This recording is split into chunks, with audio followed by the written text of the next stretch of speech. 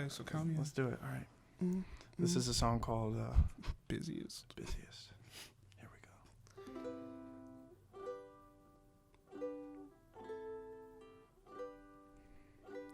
go. Back on my bullshit again.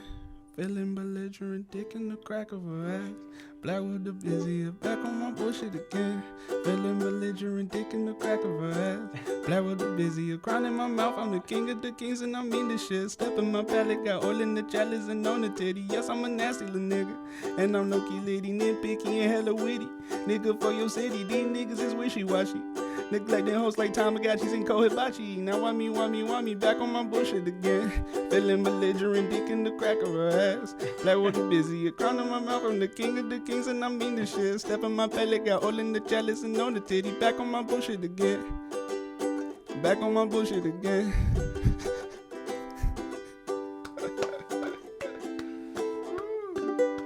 Wow, can you tell me what inspired that song? I was drunk.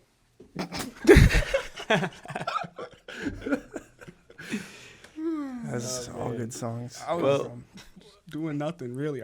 It's just one of those songs. I heard the beat and I was like, I can just start writing some stuff. I was at Noah's house and I was just like laying there like listening to the beat on repeat. I do that like just over and I don't get like tired of beats. So like I'll sit and I listen to a beat for like 3 hours before I write anything. And then I'll just be like, oh, this. Oh yeah. Boredom's a hell of a drug, man. Yeah, it is, man. So, welcome to the show, Empty the Well. Can you guys introduce yourself? Tell the people what you're all about. Yeah, Aiden first. All right, I'm Aiden. I'm one half of Empty the Well. Empty the Well is a duo between me, Aiden Wells, and Mitchell Blackwell. I wish I could accurately define our genre, but we were just uploading some music earlier today and stumbled across that problem again. It's like hip hop, rap, pop, some electronic. It really depends on the song. Some songs are a lot more alternative, and some songs are like more focused on hip hop. It seems like you guys are really diverse and pull from a big pool of influences. Yeah, for sure. Yeah. What are some of the influences that you're focused on right now with the music that you're creating? Oh, who you been listening to? Oh, man, I've been listening to a lot of 100 Gex. 100 Gex. And we have nothing all like the that time. out yet. Like, I have a bunch of experimental beats, or I have like a bunch of like projects that are like definitely feel like a combination of like 100 Gex and why am I blanking? Modus. Guilty Pleasure. Guilty Pleasure. Guilty.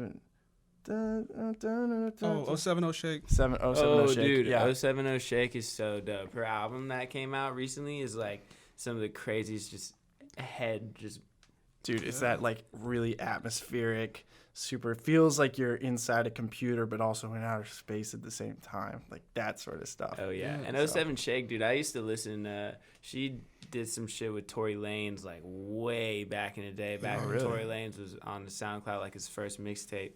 Man, I wish I could remember what it was, and that was what introduced me to her because I was a big Tory Lanez fan. This was when I was like 9th, 10th grade. Yeah. And I've been listening to her on and off ever since. I mean, I haven't been like a hardcore fan or anything, but I've always appreciated how unique her music is because she's someone that is making music like nobody else is making. Her vocals, along with like the production that's behind them, it's just like this crazy Incredible, combination. Dude. It's so appealing. It must be so hard to mix that kind of music. Maybe, but it's Mike Dean doing it, so he's probably got a pretty good handle on this stuff by now.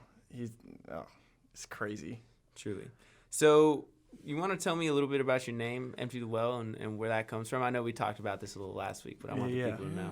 Well, now we have like a cool thing to say because of what you told us. Look, I got it written down right here. Hell yeah, that Hemingway quote. Yeah. You told us, I'm not going to bite your shit. Like, this is, like, you literally told us about the Hemingway quote. And it might have been brought up before, but I don't know. Like, now we can just say that that's what it is. You want to read it? Yeah, I can read it. It says, I have learned already never to empty the well of my writing, but always to stop when there was still something there in the deep part of the well, and let it refill at night from the springs that fed it.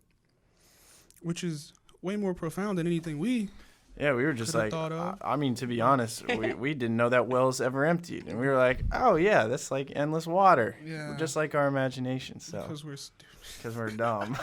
So we're going to retcon the meaning. Yeah. And now that is the basis. But for I it. like it because it's also a play on both your names. Yeah, you it got is. Oh, Aiden, yeah, I forgot. Aiden Wells and Mitchell Blackwell, and yeah. so that's really cool too. That's the first thing I noticed, and that's where I thought the inspiration came from. It was a big part. That for was. sure. We definitely messed around with a couple Wells-based names. It was like Do you remember some other ones? Stupid shit. Wells squared and Wells. Wells Squared. Well. I was like, what was it? All's well. It ends well. It was some It's dumb shit. really like that. bad ones. Yeah, terrible ones. Empty the well. I think it rolls. Like it goes. You know, like it just does, and that's what really matters. Yeah, I mean the name is definitely catchy. Yeah. Thank Thanks, God. The name man. is it's like a good for marketing, good for your image and stuff. Yeah, It's like a just good- like a bunch of like imagery of like people in wells, just like, hey, what's up? I thought you were just about to say like just wells, just like pictures of wells, just like completely uninspired, just like a well, just like it's a joke. What is that genre? That would be like, what kind of album would just have a picture of a well on it? And that's it. I don't know, Minimalist. man. Minimalist Just like, albums. I don't know, like a I spoken don't word know, album some or like something. bedroom pop artist that's trying to be like way too. It would be see the bedroom pop. Oh, you could put. Oh my God, for like an EDM artist, it would be a well in like the middle of a desert, or like in the middle of nowhere. there's a Bedroom bra. pop. Bedroom pop would be like the female vocalist like looking out of the well. Oh, I can imagine the album cover for every genre. This look of like amazement, like she's looking at God. Country. It was just a guy There's a horse. sitting on a There's a bench. horse. There's a guy horse. with a piece of wheat in his mouth, Goddamn. and he's just like leading the horse to water in the Yeah. well or something like that. Yeah, it'd be country. That'd be like bluegrass. The Bluegrass? bluegrass covers are a little crazy. I feel like country covers are always kind of lame. They've just gotten kind of lazy. I mean, I'm not the biggest fan of country music in general. I like to say that I enjoy listening to all music except for country, and it's growing on me because I don't want to dislike it, you know. Well, I think people kind of get caught up because the country that you hear is like the same with like it's like Radio it's like friendly. adjacent to pop. Like the mainstream Yeah. pop, like you probably don't want to listen to, and like mainstream country you definitely don't want to listen to. And I'm not a big country person, but there's definitely like some at like Chris Stapleton's definitely one of those. It's like good lyrics, like good melody. I really like the Zac Brown band. Zac Brown band's great. I really like the Zac Chicken Brown Fried. band. Good song. Yeah, Sturgill Simpson too. I've I don't know never if heard that him. technically counts. He might be more Yeah. bluegrass. I mean, I know John Mayer has done some country stuff too, and John Mayer is a freaking legend, dude. And also the Grateful Dead, I love, and they have a lot of country stuff that I enjoy. But just in general, that was actually my first impression of the Grateful Dead when I had never heard them before. Country? Was country because like yeah. that's like a lot trucking. of their songs. Yeah. I got a question. What's for it. that? Is Carrie Underwood country? I think yes, so. She yes. performed at the Country Music Awards a Did couple she? times. I don't think. know. I She's just know that country. one song where she was like mad at that dude. She was Yeah, like, taking the key to the take side. To the tires. I was just Oh, about to man, say that that. song is so hard, dude. That song goes. That is such a hard song, man. Country does have some bangers. They got a couple. It definitely appeals to a wide audience. Yeah, think I heard something that's like the most popular genre, but I don't think that's true. So I think I got lied to. Oh, you forgetting about them niggas in Wyoming and shit. I'm not How many? convinced There's like Wyoming's 10 a of them. place, bro. That's what I'm saying. So, how long have you guys been making music? How long has it been? It's 2020 now. Almost 3 years, right? Not quite. It'll be 3 years this October. Yeah. So it's like 2 years Yeah. and some change. Is Siri going somewhere? Bro, Yeah, I think it might be mine. Hey Siri. don't. Yeah, Hey yeah. Siri, Bro. shut up. I started in like 6 months. No, not even 6 months. It was like 4 months before I met Mitchell, because I was just fucking around on like GarageBand and stuff. And then like 2 months after that, I was like, you know what? I kind of like this. Like I made a bunch of songs, which in retrospect are terrible. They're so bad. That's a common theme with artists that I noticed when I watch interviews of artists. They talk about how some of their fans come up to them and say how they miss their old music and just try to shout out like their first projects or whatever. And those artists are like, we're trying to bury that. Yeah, like, I'm trying to like, we don't forget. want the people to hear that. Thank you, but like, chill out. You're a fed, bro. Like, chill out. That's like the worst part is like doing when we do shows and stuff, some of the people that know our oldest music are like, oh, I want to hear this song. I want to hear that song. I'm like, I'd never want to hear that song again, let alone play it. Like, I'd want to delete it. I hate that song. You know what song he's talking about? Talking about the entire Wooddale discography. Oh, yeah. And there's another one that's just you. Do you know what it's called, bro? Yes, I do. Do you want to say it? No, I'm okay. I don't want to say it. No, I don't want to release it back into the masses. That's true. So, what are some songs that are some crowd favorites when you guys perform? Glaciers. Glacier's a good one. I really like that one. KO. People love KO. Yeah, so like so we were in Wooddale, which was like a group of like a bunch of, when we were all freshmen, like it was just a bunch of us. And then that sort of tapered off. And like the last thing we did was basically just me and Mitchell and this one girl. And we did this like little EP. Shout out Nira. And it was like, it was just 3 songs. And that was right before we were like, okay, no one else is really in this. We're just going to go off and do our own thing. Mm-hmm. So a couple of those songs, people were like KO and Second Thoughts. They want to hear those. Specifically those two. Yeah, specifically. They don't want to hear the last one. No, I never get recommendations for that one. Yeah, I saw her perform her part in that song a couple weeks ago at a great show that you guys put on. Shouts out Nira. Shouts out her. So there comes a point, I feel like, that you guys just mentioned, where you're with a conglomerate of people that you enjoy hanging out with, enjoy making music with, but some people just aren't that serious about it, and some people are. And there comes a point where you have to look out for yourself and be like, all right, if you guys aren't really in it, then we're just moving forward. And how does that affect the relationship with the people? Well, it depends on because there were like 10 of us in that group. And like some people like dropped out of school and moved away, and then other people like transferred, and then we had a couple that had other situations. So I think we're all on good terms. Cool. But so it wasn't like a situation where you guys sat them down and were like, yo, we're trying to be serious about this, and it doesn't seem like you guys are taking it very seriously. No, we did have like a text. We were like because we hadn't already done gone, right? It was by the time we decided that shit needed to calm down, like most of the people that we're talking about were already like physically like gone. Yeah, like Charlotte, Raleigh, all we could Florida. Do was text at that point. Yeah, and that makes it hard to record as a group of people anyways. You know, sending verses through phones and stuff. It's like super stressful. The quality of that music often is it's not going to be not as good as when you're there in present. I hear a lot of producers talk about that. One particularly, Kenny Beats. If you guys know who Kenny Beats is. We were just watching The Cave before we left. Dude, I love The Cave. I haven't seen the newest episode. The one that like literally came out it was like today. Yeah, like today or yesterday. Thundercat one? No, Thundercat one. Thundercat was like a week or two ago. That one is sick. Yeah, Thundercat's wild. He was drinking all those yerbas. I thought he was going to die. That man is crazy. You know Thundercat used to be best friends with Mac Miller? I did not know that. Yeah, they're best friends. Damn. If you ever watch an interview with Thundercat or anything like that, he has like a bunch of cool stories of him and Mac, which are pretty heartwarming. I thought the Thundercat was on at least one of Mac's records. Yeah, he played the bass line for What's the Use off of his new album. And I think he's also done a couple other stuff too. Mm-hmm. With Mac just playing the bass, because he's one of the best bass players in the world. He's insane. It's insane. I saw him live, and it was a tornado. Who'd you of songs? He opened up for Anderson .Paak along with No Name the Gypsy, and No Name's incredible. Amazing. She's crazy. Incredible. Do you guys listen to Smino? Yeah. You guys know that I love Smino. I have family in New Orleans now, so I'm really trying to go see a Smino show where he came from. Yeah. That would just be so cool. But you know this.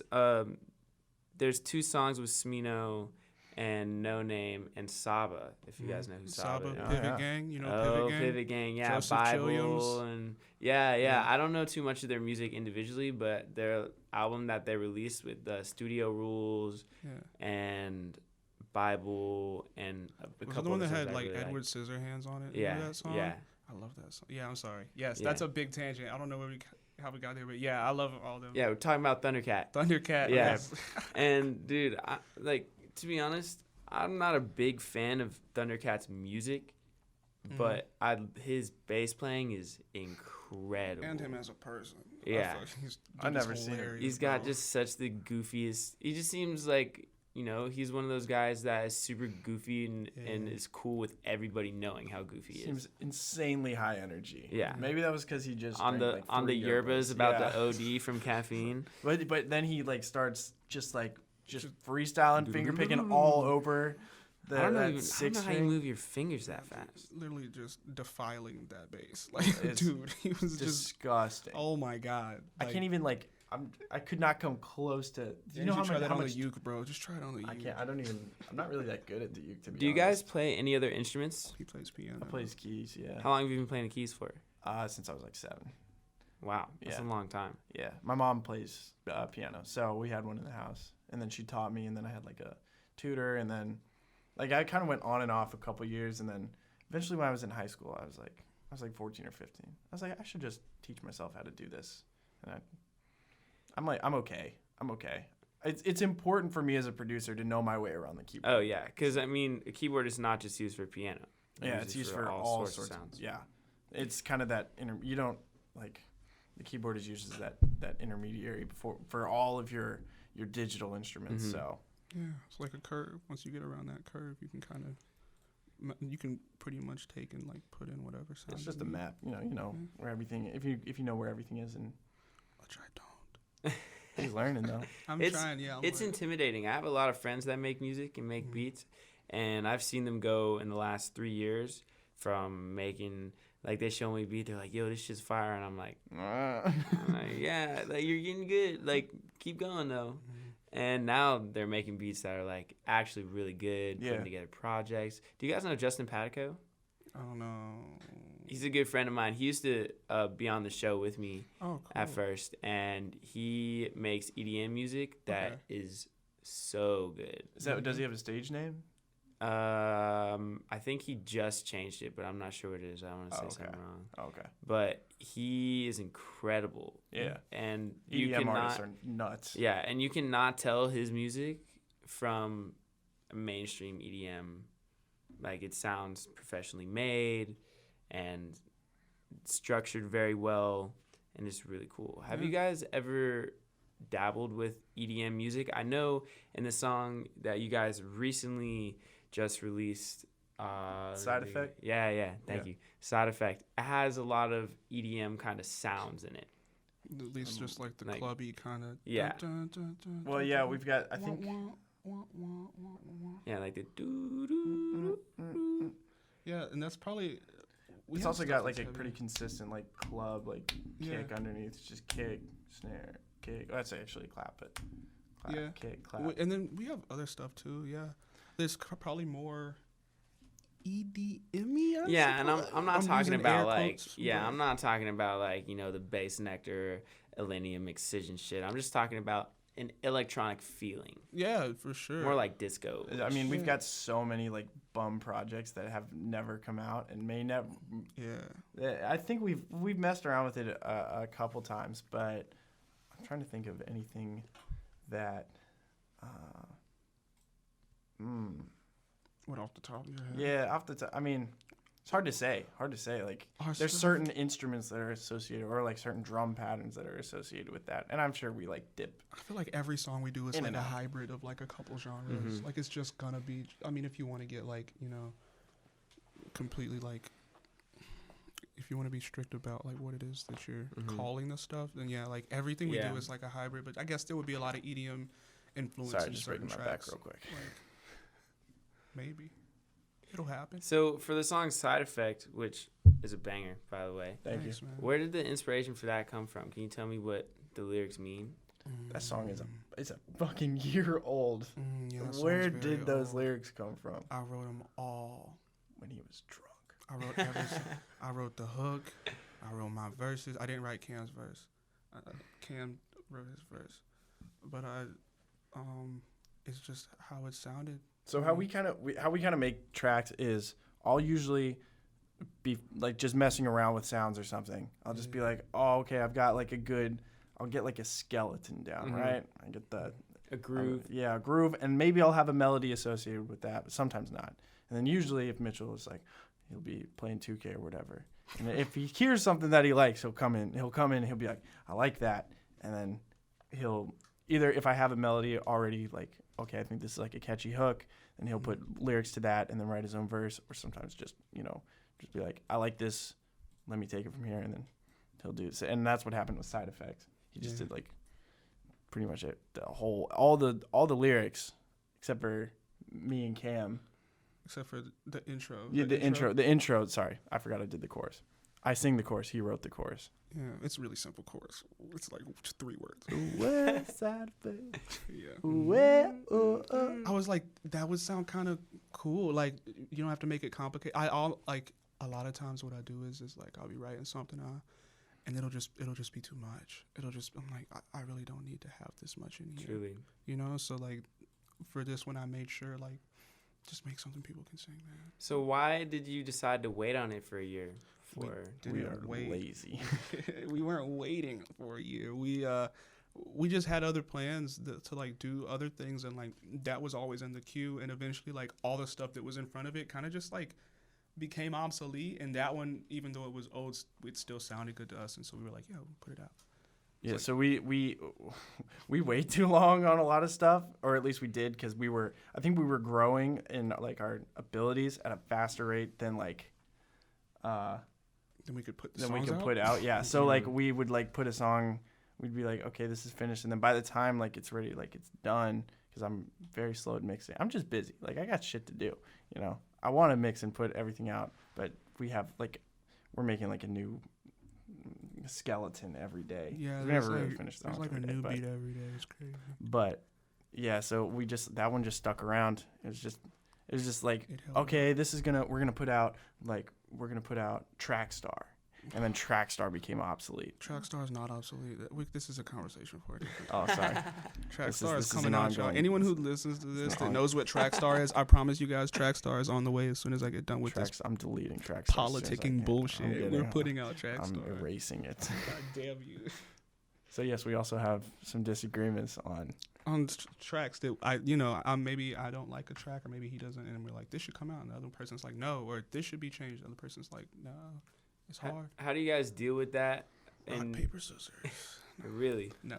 I was about to say that's pretty ballsy. I think we're pretty fair, I guess. Diplomatic. If there's something that I really want to stay in, I'm really gonna make the case for it. I'm gonna be like, this belongs here because it's fucking good. Yeah. And then if things are bad, I try and be polite. I'm like, this sucks. And then also the thing about Trackstar specifically is just, Aiden, it's a big project. There's a lot going on in Trackstar. You probably haven't heard Trackstar. We did perform it at Chuck's house a year ago or something. And he's on it. And I told Aiden, I was like, you can take your verse off, and then we can kind of like work through it again, because it's one of those 2-part songs, so it's kind of split. So there's like a switch in it, and yeah, I mean. So I know that there's a relationship with you guys, obviously, as roommates and best friends, and then there's a relationship as musicians. Mm-hmm. Where does the line get drawn on situations like this? I think there's not a line. There's no line. You don't think so? There's no line. We invade each other's space all the time. Just constantly violating each other. Because I don't even think that there's there's not really a time that like we dedicate, like you might schedule out music time for the day, but like if we're free and we're not doing music, we could potentially be doing music anytime. Like it's just like, we could just start doing it, or we could stop and go do something else. And it's like when we're not doing music, we're friends, and when we're doing music, we're still just homies. It's all kind of the same. Like it's all it's all there together. It's like, okay, we're playing a video game, and then but the studio's like literally 2 feet from the PS4, and then we're just like, all right, well, let's go finish this. And I really appreciate that kind of homey feeling of your music and your image and stuff like that, because I know you put out Find Your Island. Yes. And you did a video where you created the first half of the song on YouTube. Oh, yeah. And it was very obvious that you were enjoying it, and it was very natural to you. And, you're doing it in a space that is just your room. It's very obviously just like a low-key thing. But, you make the best of it and create a song that sounds really good. Thank you. So, amazing. Yeah, I do love that song. How do you decide what gets made, like Just For You or Just For You or For Empty the Well together? Ooh, That's a terrible question. That's a I great hate that question. Let me tell you. I love it. Let me tell you what happens. Because Aiden's the producer, right? I'm going to give y'all some tea real quick. All right. So this man will make a track and hide it until it's almost done. And he's now all over it. And he says, I was just feeling this one. And I'm like, that's amazing. Good for you. Then I'll scrap it. And no, then he'll scrap it. But yeah, no, it's literally just up to chance. If you hear it, say something. If you really hear something, you just got to say something. And then that's it. I mean, and then also it's like maybe what you put down isn't good. There's been plenty of times where I've been like, I want this beat. Give me this beat. I'm going to do this. And then I do it and I'm like, I really only have like a verse. I don't really have nothing else to say. And then it goes back to the both of us. I've had a whole song that I've given to him. He hasn't done anything with it, but like. Wait, which one?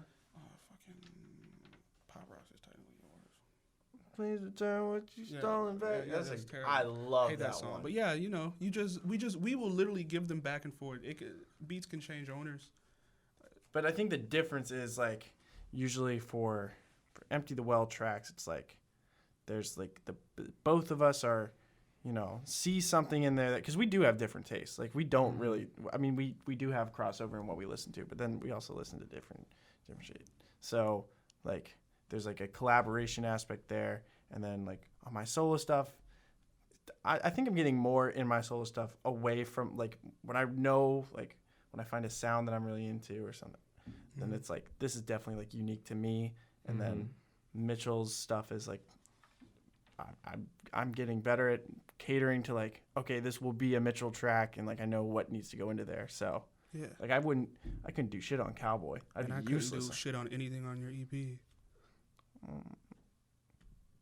Maybe Best of Intentions. Maybe Best of Intentions. Yeah. That's it. Yeah, never mind. But yeah, like we're getting better. So I know that's not a rare occurrence for you to film the recording process. Can you tell me about the importance of humanizing an artist like that? Because a lot of times people hear the music and they don't think about the work that goes into it or the different versions of the song that were there before or whatever. And I think it's important to give the audience a chance to relate to the process of achieving something and documenting that. Yeah. So there's, I do some like video work, like of me. I've done a couple like TikToks, doing like, oh, I'm just going to make a track and like you guys can see what it's all about. Cause I think it's cool. I think it's fun. I think the making of the song, that's like the best part. Putting it out is not the best part in my opinion. I like making it. Mixing it is a slight step down because that's less fun. But then like putting it out's not. So I like the creation process is my favorite part. What about performing it? Performing it feels good if the show goes well. That's yes. And that isn't always the case for all artists. Yeah, of course. Like we have Cam. Cam will perform to a dog if it'll watch him. Yeah. He'll perform it. He'll always be down to it. Yeah. And that's a thing that I think we have to get over, right? It's sure. Like just having a good time regardless. Yeah. Always. And we're trying to work on all of my gear right now since, you know, we're broke and in college. All my gear is production stuff. It's not live audio stuff. So we're not the best equipped to do a live. Like I would love to bust out like a keyboard and like have a drum set behind us or have someone like on like a beat pad and just like actually doing an engaging show like that. But right now we don't have those resources, so we just we try and make the best of it by, you know, just doing our backing tracks and trying to like really engage with the crowd. So I totally skipped over the question you just asked and jumped to something else. But I don't even remember the question I just asked, to be honest with you, but I got another one. Go for it. What are some of the other challenges that come with recording in a home studio on a budget as a college kid, as compared to someone who has the ability to get whatever software they want, whatever instruments they want, and all those resources? Oh, there's no limitations. It's total freedom. It just feels amazing when I have to keep moving the mic around the room. It picks up reverb. I have to buy a bunch of acoustic foam because my room is a square, so it just picks up. Sounds invigorating. Well, there's definitely a freedom to like recording in a home studio. Like, yeah, you're gonna have like all those like technical problems. Like, but if you can figure out how to get like a decent like recording out of it, you have total freedom over that. And I did an internship in like a bigger studio, and while they do have more equipment, there's a lot more restrictions on what exactly is going into that. How so? Well, there's you have a lot of, I feel like that as like a bedroom, I guess you could call us bedroom pop kind of. We have the energy of bedroom pop, right? I would agree with that. I have an idea, I'm going to lay it down, and I'm going to like that's going to be it. Like I have full authority there. Whereas like if you're dealing with like labels and I don't know, if you're an artist and then you hire a producer, and then you've got your mix engineer could change something down the line that you don't fuck with. Your label could say that's not okay. You got to change that. So like, yeah, you get all this equipment. I guess the best thing would just be rich, right? Just have the stuff with none of the You don't even have commitment. to be rich. You just need a good amount of money to get that stuff, and then you're set. You know, rich is such a strong word. Sorry, yeah, I shouldn't have said Like, that's you don't even have to be just. If you can find a way to come up with the funds to get like the stuff you need, put it in your house. Don't pay for studio time and pay people to do stuff for you. I feel you. Put the shit in your Well, house and start depends. doing I it. want to put a disclaimer. It depends on what you're doing. If you're a rapper, you could do that. Oh yeah, I'm talking about for You're a myself. I'm rapper. sorry, bro. Yeah, I'm thinking if you're about a jam band, definitely writing. don't try and track drums in Yeah, your don't. in your Yeah, living room. good point. jam bands. But don't you listen to know, me. one of the defining moments in the origin of hip hop was the blackout in New York City. I think it was 77, I want to say. And maybe that date's wrong. I don't know. I should know that because I'm in a hip hop class right now that I just studied for. But anyways, during that blackout, a lot of people, so there were a couple people doing their DJing thing in hip hop before it was rap. This is before people were really rapping. It was like DJing, break beats, break dancing, and graffiti was a big part of it. I went to And- that store today. Oh, yeah. So for hat. And during the blackout, a bunch of people that wanted to do this stuff but couldn't do it broke into the that's right. broke Yeah, into they the stole stores shit. and Yeah. they stole Stole all kids, the just a equipment they bunch of- need. yeah. And then within 6 months, all these new records and people are coming out. And these were just talented people that didn't have the resources to do what they wanted. And they took advantage of something, and regardless how you feel about it, I mean, they definitely Good took for them. advantage Good of for it. them. They Yeah, they that's how I changed the feel, industry too. for the better. That's how I do too. And who knows, without that, a lot of people that were really influential in the beginning of hip hop probably may have never got their chance to shine. So That's very shouts true. out the You New hear York that, kids? blackout. Shout out to Robbery. Yeah, we That like shit. to Hit rob up your local people, guitar center. steal. Eat the rich. Yeah, Yes, eat sir. the rich. Don't do that. Eat the guitar center. I bet they cashier. don't taste very good. He deserves it. You know, you're probably right. You're Oh probably my right gosh, about bro. that. So I know you're a film major. Yep. That's one half of a film. One major. half of a film Yeah. major. What have you learned in your career as a film major that you can apply to making music videos or any kind of visuals that go with your art? Oh, okay. And have you implemented them? Have you made any music videos that you've used techniques that you've learned through your major? No. What the film major has done for me, I've taken 2 sound classes, a sound recording class and a sound design class. Those have been really helpful just for like music Recording, stuff, yeah. recording stuff. The film is, I guess it's probably subconscious. Like there's, watching all of these boring ass movies, like give me, some probably a better aesthetic palette to work with. But a lot of the film is like the film history, like the film classes are like film history and stuff like that. So I don't think I've really incorporated. Totally could though. Like What you mean, like visual stuff? visuals, I We haven't guess. even gotten there. I feel like we need a better body. Let's of do a work. German expressionist music video. We fucking dope. Where do you guys usually release your music on? Because I know you only have a couple tracks on Spotify, but Yeah, I that's know it. there's.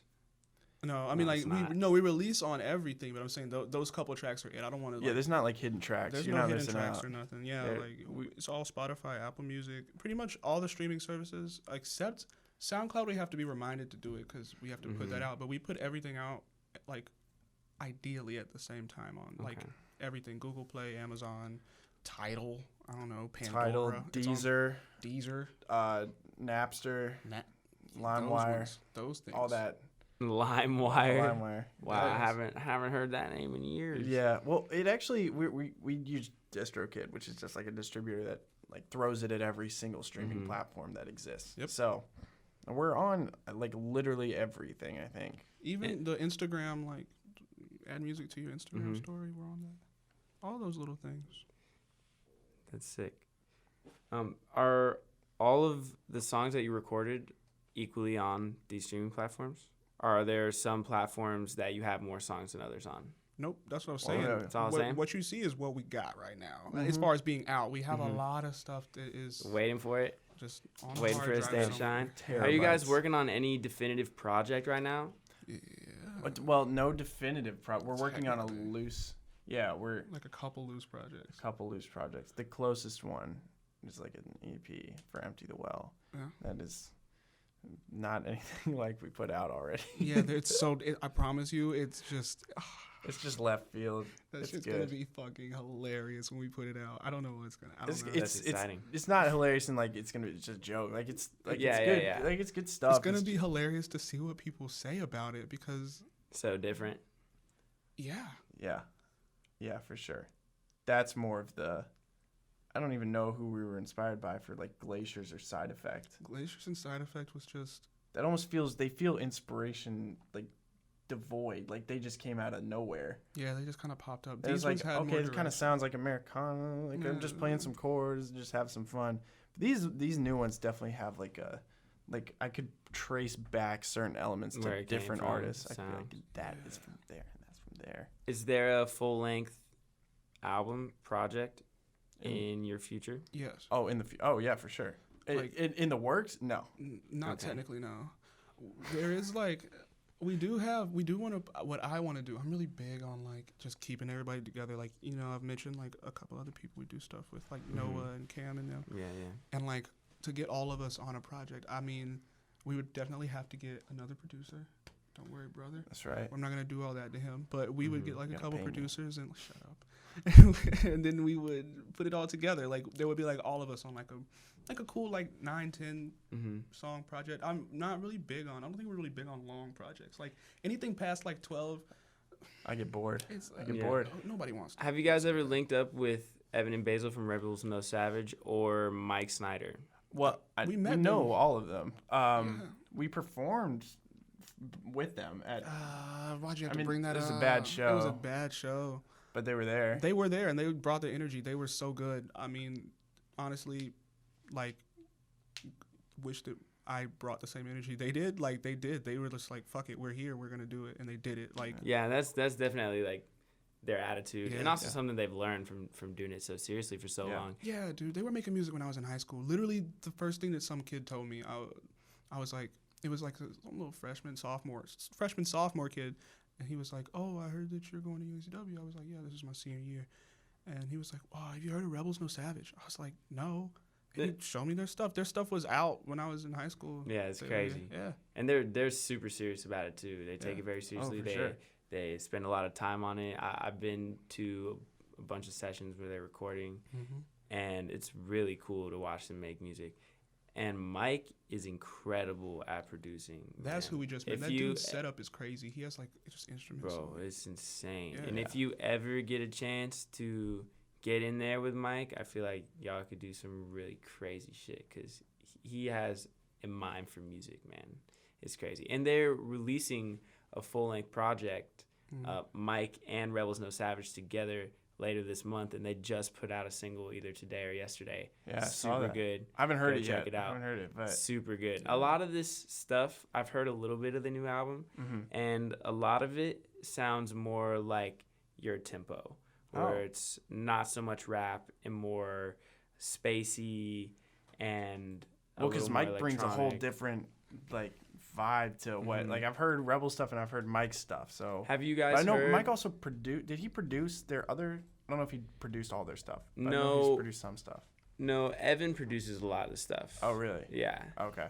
Evan produces a lot of their stuff. Mike helps he has helped on a couple tracks in the past. and he's helped playing the guitar or producing or lending a verse. Have you guys heard Inner Peace by Mike? Mm-mm. His album? I've listened to his album, so I probably Or have. Outer Peace? Yeah. That album, super good. Yeah. Oh wait, was that the name of his album? Yeah, that was Oh, the name of his okay. album, I was Outer gonna Peace, say. yeah. I definitely listened to it. So. I have not listened to anything ever. I listen to.